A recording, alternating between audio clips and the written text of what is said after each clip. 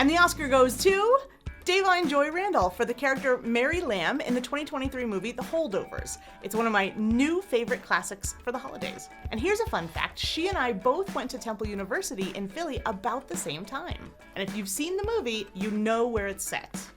In Boston. Boston. So today, I'm gonna break down 3 things about how Bostonians speak for you, so that you can better understand this particular American accent. And if you're going for an American accent with your English, subscribe to my channel to learn how to speak like you want. Most people will say the British drop their R's and the Americans don't. We like to pronounce our R's. But have you heard Americans who don't pronounce their R's like this? Next year, I'm ordering from Delmonico's. But he died before I gave birth. He had his heart set on Swarthmore. Whether or not an accent pronounces its R's in certain situations is called rhoticity. So the first thing to know is that the Boston accent is non-rhotic. Tell me, is that really how they talk? Compare how Mary says her son's name, C-U-R-T-I-S, with how the priest says it. Like Curtis will think that I'm abandoning him. And finally, let us pray for the soul of Curtis Lamb. And now listen to how other people in the school say P-A-R-T-Y differently from Mary. What Christmas party? There's a Christmas party? I'm having a little Christmas Eve party. I never called to thank you for inviting the boy and me to your party. The rest is for the Christmas party tonight. And now you give it a try. Yes, you. There are 2 words in the next 2 sentences each. Try shadowing them and dropping the R's like you would in a Boston accent. Those 2 are gonna get a divorce. Those 2 are gonna get a divorce. Those 2 are gonna get a divorce. He worked in the shipyard. He worked in the shipyard. He worked in the shipyard. Even though, as we see, there are some native speakers who don't pronounce their R's, it's usually considered a mistake in English if it's your second language. You'll want to avoid that. Notice how Tully and Yejun, the Korean character, say the word F-O-R-K. I just don't want to end up at Fork Union paying for your mistake. What's Fork Union? Before you said you don't want to end up at Fork Union. And speaking of R's, most people don't know that we have 2 kinds of R's in English. What? Since when? But luckily, I have a free 2-hour live masterclass to help you with those. So tap on the link below to get invited to the next one. That way, you won't miss any of my American Accent Masterclasses. Another very American sound that people want to master is the ah sound. It's jaw wide open. But the funny thing is that Bostonians do something we call ah raising. See if you can notice Mary and Mr. Hunman saying the A in L-A-D-D-E-R slightly differently. Life is like a henhouse ladder. Life is like a henhouse ladder. Like him and most of us, I say ladder. That the surest way up the ladder. But if you were from Boston, you'd raise your jaw so it would sound like eh, or even eh. Come on, lift that guy up. So back sounds something like beck or bayak. Give it a try with some common words. Shadow the 2 examples of the words with ah, and then how Mary says it in the Holdovers. We're gonna start with the word L-A-S-T. The last place you want to see me is in court. The last place I want to be is between you. This is the last place. The last. Now, the first month of the year. I have January 3rd. January crop report. No new deliveries till January. January. And now, A-S-K. I'd like to ask. Why ask it now? Well, it's a show where they ask couples questions. Ask. And if you're hearing the difference, but you want to make sure you're getting a good ah sound, Bonus!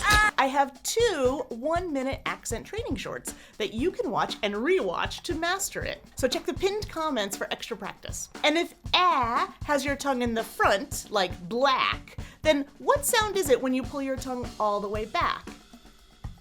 Ah, as in box. Black box. Like him, I always say box with an ah sound. In fact, that's how it is in the dictionary. And you won't catch me saying box, like I might say bought. But if you're from the west side of the US, in general, most people will merge those aw and ah sounds. So they won't really make a distinction. And for most people on the East Coast, including Boston, the sounds of aw and ah are very distinct. But how Bostonians categorize some words can be different than other places on the East Coast. So for example, where I grew up, I'm from upstate New York. there are certain words I only say with aw. So for me, C-A-U-G-H-T, the past of catch, it's always caught, aw. And there are other words I always say with ah, like C-O-T, which is kind of a portable bed like you would have for camping. Cot, ah. So we have patterns in our accents, and we can make categories of words.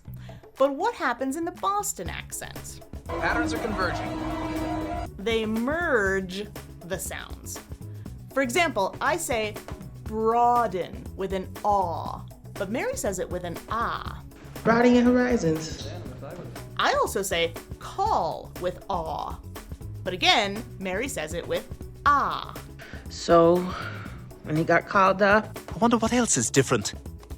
And we also disagree about how to say words like monograph, because Mr. Hunman and I say it with an ah, In college, I started a monograph. but Mary says it with an aw. I know what a monograph is. Also, where I'd say compliment, Mary says, Is that an actual compliment?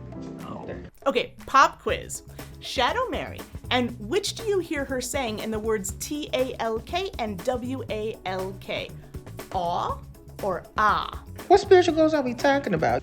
All we've got is whatever's in that walk-in. She says them with an ah, the way I would say box or cot. Shadow again. What spiritual goals are we talking about? Talking. All we've got is whatever's in that walk-in. Walk. But if you look in the dictionary, you see it with an aw, the way I would say bought or caught. And dictionaries show what most people say most of the time, but sometimes there's a tie. So the dictionary might show both, like in the word OFF. And you could say it like off, but for once, Mary and I agree, and we both use aw. And if you're paying really close attention, you might even notice how Mary rounds her lips more than me, and her jaw is a bit wider. Also, she even adds a little in there. And if you're not there yet, don't worry.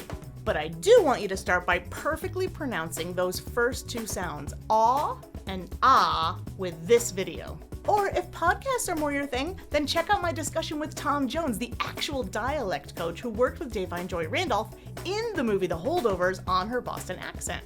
Click here to hear that one. I'm Accent Coach Bianca, and I'm on a mission to help people understand accents better. See you in the next video.